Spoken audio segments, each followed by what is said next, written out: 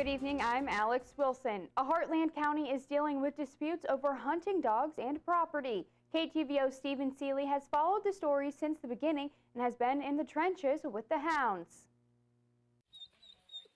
Dogs are humanity's oldest friends and hunting allies. So when Van Buren County hunters heard rumors of possible restriction on hunting dogs, they showed up with over 100 people to a county public forum on May 9th. Landowners of Van Buren County presented a petition regarding hunters trespassing because of their hunting dogs.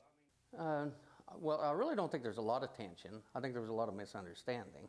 After a meeting off camera with Dan Loftus, the landowner who started the petition, he said the petition for an ordinance is by no means trying to stop coyote hunting or any other kind of hunting with hounds. Those who signed the petition believe hunting dogs should not be able to run across private property without landowner permission.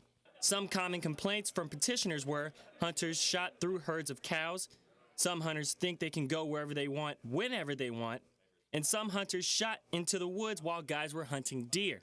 While Chairman Meek feels it's just a miscommunication, landowners still feel something should be done.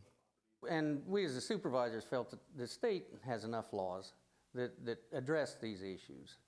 So there's really no sense in us having another one unless we want to make it more restrictive. One coon hunter, Darren Batterson, allowed me to accompany him and his son to show me how their dogs behave on a hunt.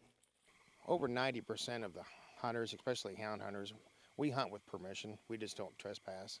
Batterson and his wife Lisa have been raising hounds for over 30 years. He says he rarely comes across problems with landowners.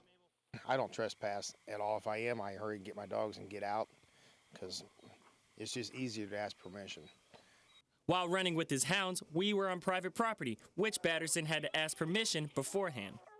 The average hound costs over $5,000. Batterson attaches a GPS collar to his dogs to make sure he knows where his dogs are at all times. It's very disturbing. I've had it happen a few times where the dogs will tree in somebody's front yard at midnight, 2 o'clock in the morning. You got to wake them up to get your dog. When it comes to hunting with hounds, there are 2 rules that you should follow. Always take care of your animal and respect the landowner. And with KTVO News, reporting out of Ottumwa, Stephen Seeley. That's Stephen Seeley tonight.